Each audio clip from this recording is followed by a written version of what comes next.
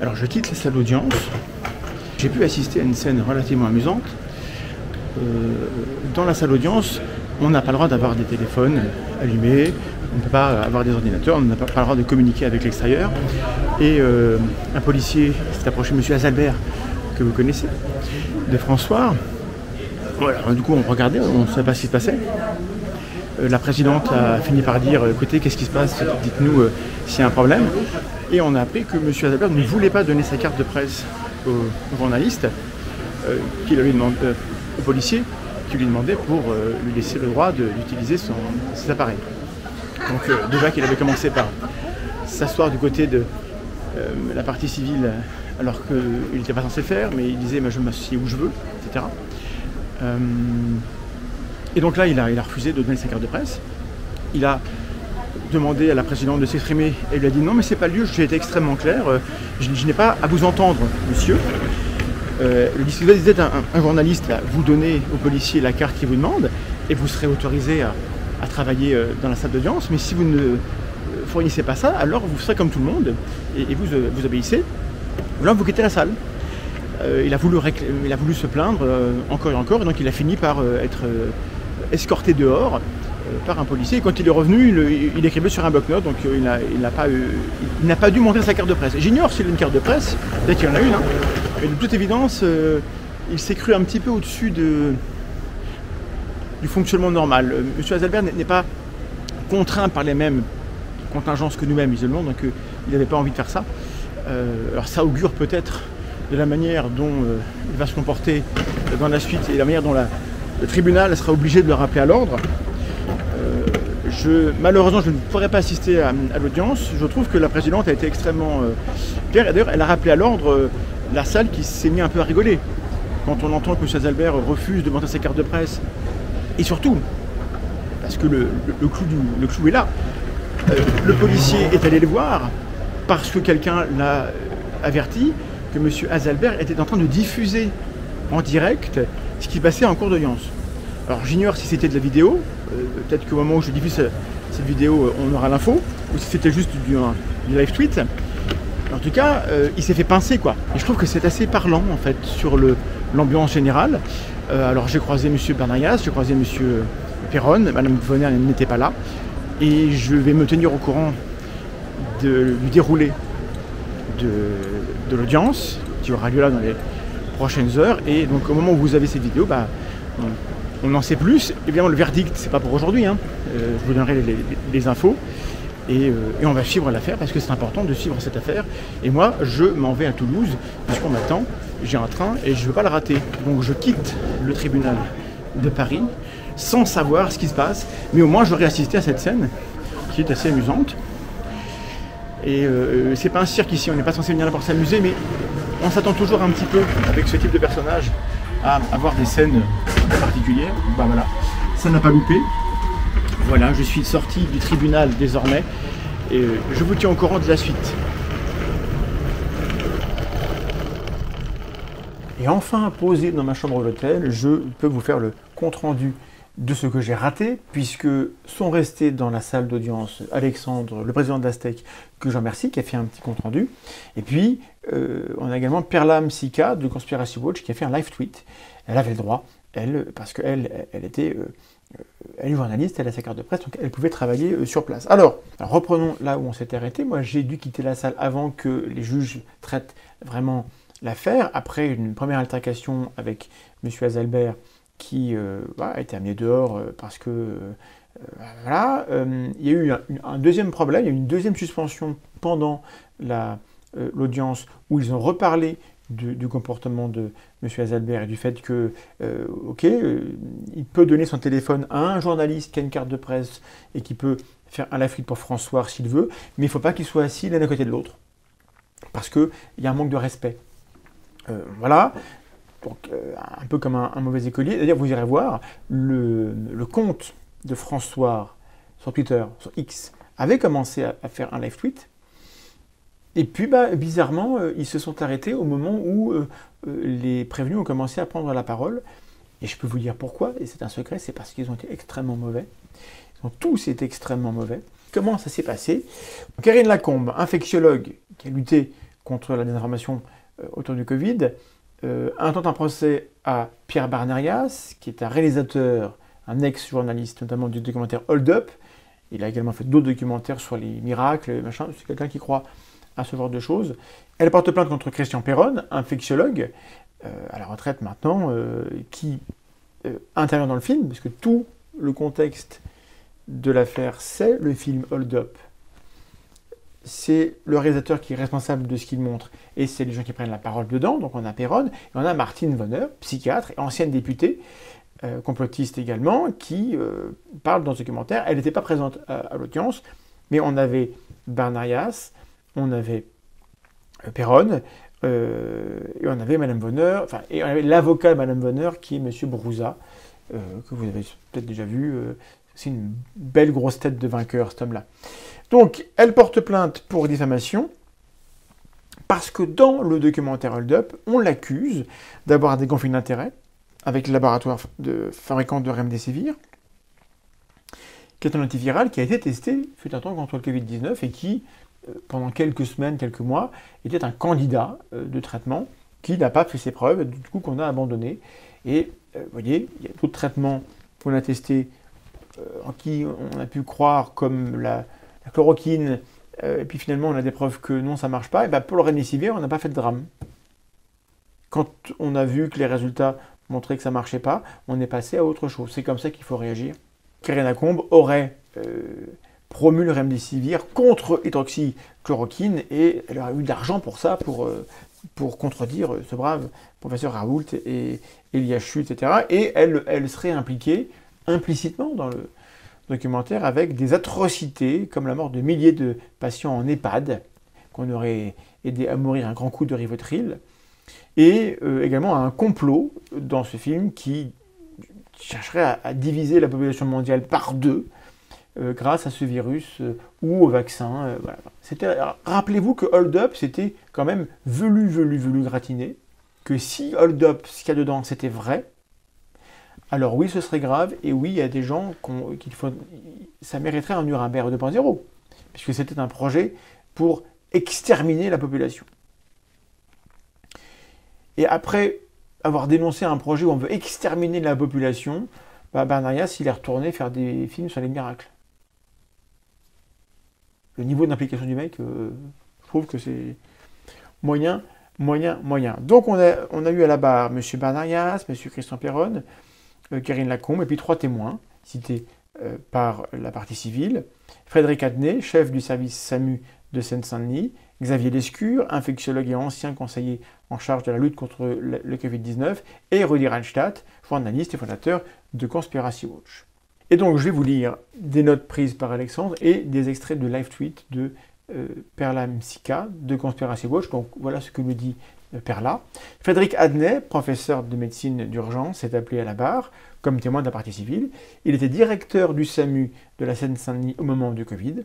Il intervient pour contredire un autre passage visé par la plainte dans lequel Karine Lacombe apparaît. Le film sous-entend qu'elle aurait participé à l'achèvement des personnes âgées en préconisant un médicament sédatif appelé Rivotril au détriment de l'hydroxychloroquine. M. Adnet revient sur la prise en charge d'une personne atteinte du Covid pendant la crise. Ouvrez les guillemets. Les protocoles que nous utilisions pendant la Covid ne comportaient pas de Rivotril. Question de la défense, l'avocat Christian Perron l'interroge sur une étude controversée de l'IHU de Marseille ayant testé la chloroquine sur un panel de 30 000 patients. Il veut savoir ce que l'expert médical pense de cette étude. Comme si avoir l'avis de l'expert sur le fond d'une étude de l'IHU, une étude sauvage en plus, qui a été faite bien après le film, était pertinent pour statuer s'il y a eu ou pas diffamation dans le film Hold Up. Je trouve que le mouvement est assez grossier. M. Adnet a répondu « Mon domaine d'expertise n'est pas l'infectiologie, mais les essais cliniques, c'est-à-dire attribuer des niveaux de preuves sur l'efficacité ou non de certains médicaments. » Et cette étude, celle de Raoult, est à un très faible niveau de preuve. Voilà, je reprends maintenant les notes d'Alexandre qui parle de ce que Xavier Lescure est venu nous dire. Il a rappelé que Karine Lacombe n'avait jamais fait partie du conseil scientifique Covid et qu'elle ne s'était exprimée qu'une seule fois à l'occasion d'une conférence officielle organisée par le ministère de la Santé et que toutes les autres interventions qu'elle a faites étaient faites en toute indépendance. Donc elle n'était pas en mission. Alors, bien sûr, si vous voulez croire qu'il y a des cabinets secrets, qu'il y a des officines et qu'elle agissait sur commande en étant payée par Bill Gates, etc., vous pouvez continuer de le croire en toute sécurité parce que il faudrait vous demander qu'est-ce qu'on pourrait faire pour vous prouver que c'est pas vrai si c'est pas vrai. Comme d'habitude, on va échouer, donc on ne va pas essayer de le faire. Ensuite, Rudi Renstadt a expliqué en quoi Hold Up, le film, était un documentaire complotiste et en quoi Christian Peron avait régulièrement tenu des propos complotistes. Et ensuite, on a entendu les prévenus.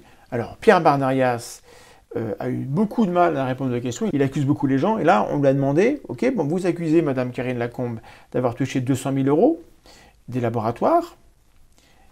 Alors, l'expression exacte dans le film, c'est que elle a touché plus de 200 000 euros des labos en course pour rafler le jackpot de traitement contre la Covid.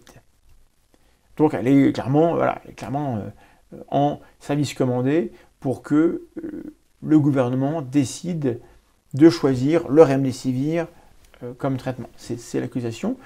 Et donc alors on lui demande, vous accusez cette dame d'avoir touché 200 000 euros, comment vous le savez? Eh bien, à la barre, il n'en est plus tellement sûr, en fait. Une fois à la barre, il dit qu'il a peut-être confondu avec d'autres Karine Lacombe. Alors, la défense passera pas.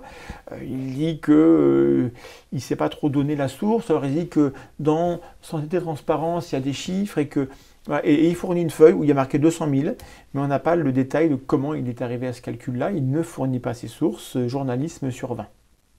Journalisme sur 20, Pierre Barnarias. Aux questions de la juge, il ne sait pas quoi répondre et il radote toujours, il revient à sa marotte et il parle d'histoire de groupes d'intervention envoyés dans les EHPAD pour euthanasier le moindre vu qui tousse, à coup de Rivotril, encore, ou autre théorie du complot développée dans son documentaire. Donc voilà, il n'a pas su justifier les propos qu'il tenait et il est reparti dans des narrations et dans des délires.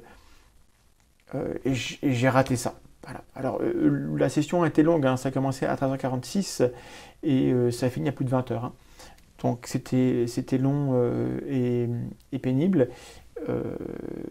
Mais quand même, je pense qu'il y avait des moments où j'aurais aimé être là pour vous rendre compte directement de ce que j'aurais pu voir. Après, c'était Christian Peron. Alors, Christian Peron,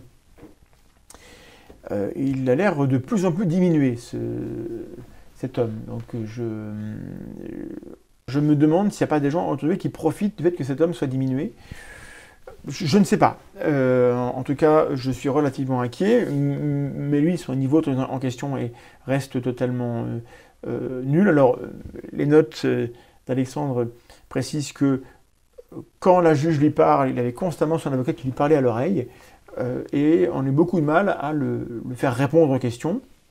Il a commencé par se plaindre d'être accusé de complotisme, trouve que c'est pas juste, que c'est pas gentil.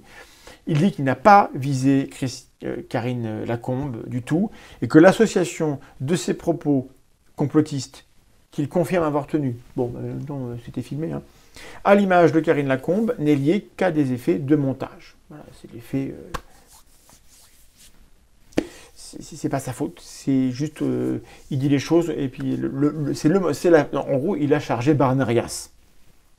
L'avocat a joué la même partition, c'est pas sa faute, c'est le montage, et il a aussi essayé une deuxième ligne de défense en tentant de faire passer les propos complotistes de Peron avec ses il, ses on, ses machins. Bah, rappelez-vous, hein. Rappelez-vous de cette séquence où Jean-Marc Morandini essayait d'obtenir que M. Peron assume ses propos quand il accuse les uns et les autres de faire le mal, de faire des erreurs sans jamais pouvoir dire le nom.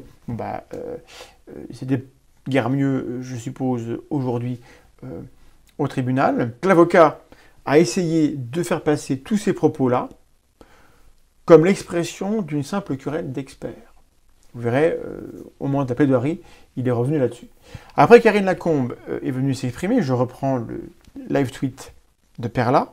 À la suite de la diffusion de Hold Up, elle témoigne avoir été harcelée, notamment sur les réseaux sociaux. Elle justifie sa présence sur les réseaux sociaux et dans les médias par une volonté de continuer le travail scientifique face aux fausses informations. Sur l'accusation de conflit d'intérêts avec les laboratoires pharmaceutiques, elle précise « Je n'ai pas de conflit d'intérêts, en revanche, j'ai ce qu'on appelle des liens d'intérêt. » Et elle explique « En France, les liens d'intérêt des médecins sont très encadrés. Un contrat passé avec une entité, en l'occurrence pharmaceutique, avec une prise en charge des frais ou une rémunération. Ces liens d'intérêt sont établis en fonction du nombre de jours de travail, du montant de la rémunération, de l'accord de l'employeur et du conseil de l'ordre des médecins qui vérifie justement qu'il n'y a pas de conflit d'intérêt, poursuit-elle. En l'occurrence, ces liens d'intérêt avec le laboratoire Gilead concernaient des travaux sur le VIH et les thématiques virales, mais pas sur le Covid lui-même. Autrement dit, pour qu'il y ait conflit, il faudrait qu'elle ait reçu de l'argent dans le cadre de travaux qui cherchent à démontrer des choses en lien avec le Covid. Là, éventuellement, il pourrait y avoir conflit, et ça n'est pas ce qui s'est passé. L'audience est suspendue, et puis c'est enfin le moment des plaidoiries. Alors, pour la partie civile, c'est Maître Marquet, qui rappelle le « on » omniprésent dans Hold Up, qui renvoie à la manipulation des élites ou des autorités de santé corrompues. Donc on a bien un propos complotiste caractérisé. Je cite l'avocat, « Le film accuse Karine Lacombe d'être en service commandé pour propager l'idéologie du gouvernement par cette juxtaposition d'images, ce « on » entre guillemets, et les imputations mentionnées dans le film citent ou rejaillissent sur Karine Lacombe. L'avocat estime donc que c'est diffamatoire. Maître Maud Sodel, pour la partie civile également, demande une indemnisation pour préjudice moral à hauteur de 10 000 €. Pour Madame l'avocat général, seul un passage sur 4 du documentaire relève de la diffamation publique. Bon, c'est ce que je vous disais, c'est compliqué de gagner un procès lorsqu'on attaque pour diffamation en France. Plaidoirie de l'avocat de Christian Perron. Il fait valoir que ce qui se joue entre le professeur Perron et le professeur Lacombe relève du conflit d'experts. Aussi assure-t-il à la Cour, « Vous ne pouvez pas trancher. Madame Lacombe se trompe de juridiction. » Il continue, « Vous ne pouvez pas trancher, mais c'est ce que demande Madame Lacombe en ce sens. Tranche-t-il, vous devez relaxer mon client, mais condamner Madame Lacombe pour procédure abusive à hauteur de 5 000 €. Pour l'avocate de Martine Vonner, celle-ci se contente de donner son opinion sur l'hydroxychloroquine. Il n'y a aucun propos qui vise Madame Lacombe. Elle n'est pas responsable du montage du film. C'est la faute de Barnarias. Pour l'avocat de Pierre Barnarias, justement, nous ne sommes pas en présence d'un procès en diffamation. On est face à un délit d'opinion, car un documentaire est une œuvre de l'esprit libre de contenu. On peut avoir une approche plus ou moins romancée. Vous vous tenez bien? Je la refais. On peut avoir une approche plus ou moins romancée. C'est ça la défense de Pierre Barnarias, qui faisait des leçons de journalisme à l'univers entier quand son film est sorti, qui a récolté des centaines de milliers d'euros de la part du public à qui il promettait la vérité. Et là, on apprend qu'en fait, il a une approche plus ou moins romancée. Pourtant, l'avocat en vient à la question du progrès scientifique, et là, je le cite encore, c'est la contradiction qui fait avancer les choses. Ce n'est pas le verrouillage d'un débat scientifique. Or, il y a ici une volonté de le confisquer. Donc, on fait valoir le fait qu'il faut de la contradiction, sauf que pendant le procès, il est bien clair que Pierre Barnarias n'a pas cherché à intégrer à son film Hold Up la parole contraire à sa thèse. Il a donné la parole à des gens qui disaient ce qu'il avait envie de faire savoir. Donc la confrontation, la contradiction ne faisait pas partie de la ligne éditoriale à l'époque.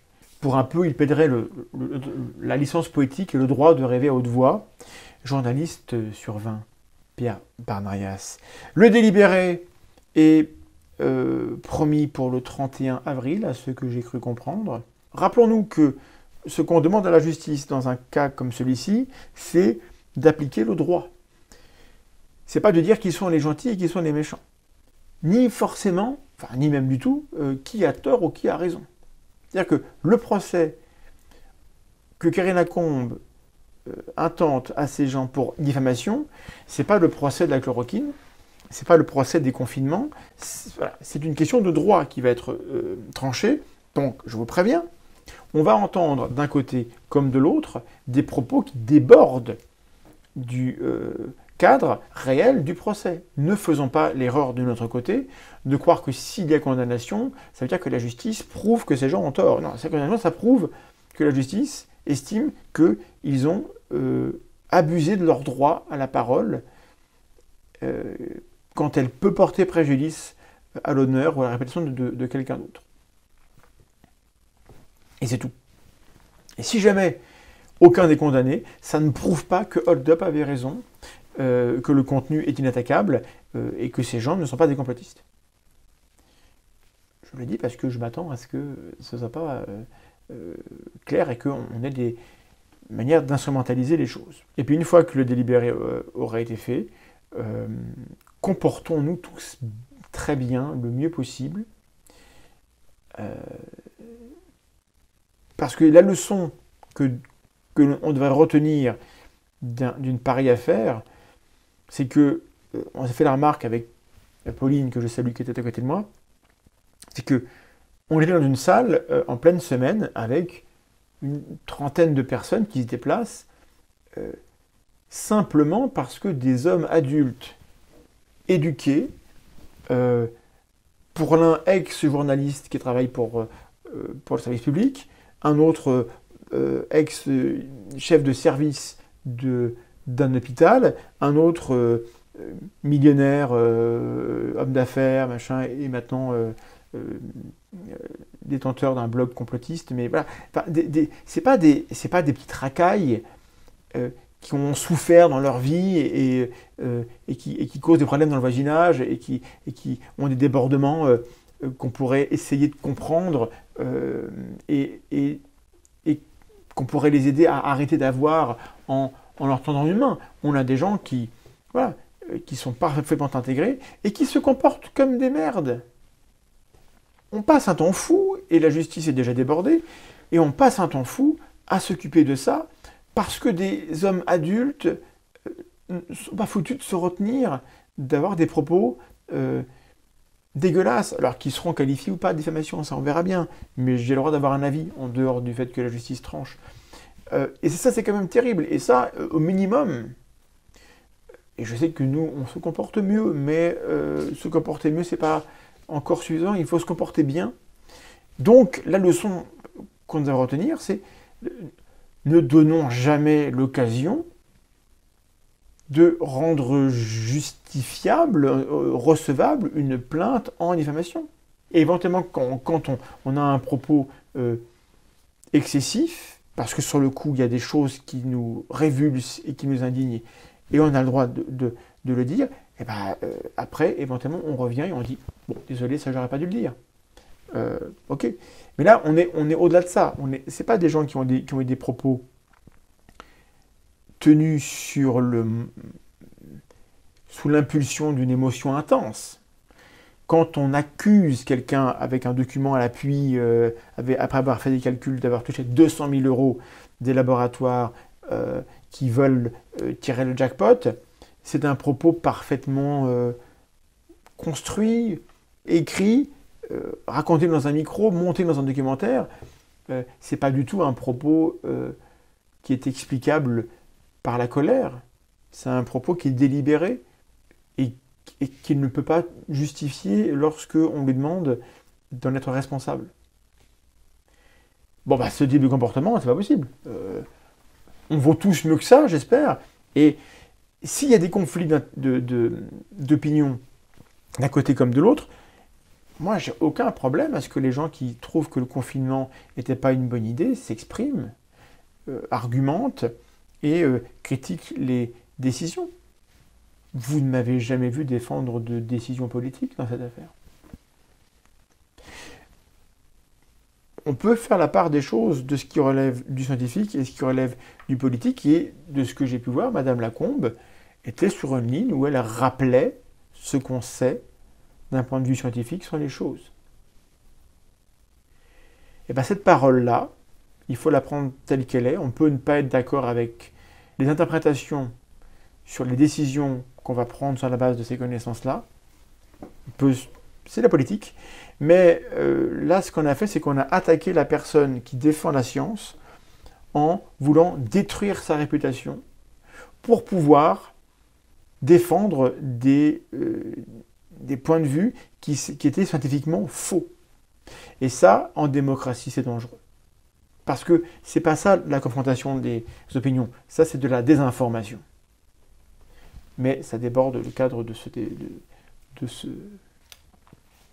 ce procès. Et donc éventuellement, ce sera un débat qu'on pourrait avoir dans d'autres occasions, d'autres circonstances sur la chaîne. Merci d'avoir regardé, pensez à partager ce contenu si vous pensez qu'il est utile et important. Et soutien et force à toutes les personnes qui ont défendu la science et qui s'en sont pris plein la gueule sur les réseaux de la part de gens qui confondent la science et la politique. Et c'est quand même un drame.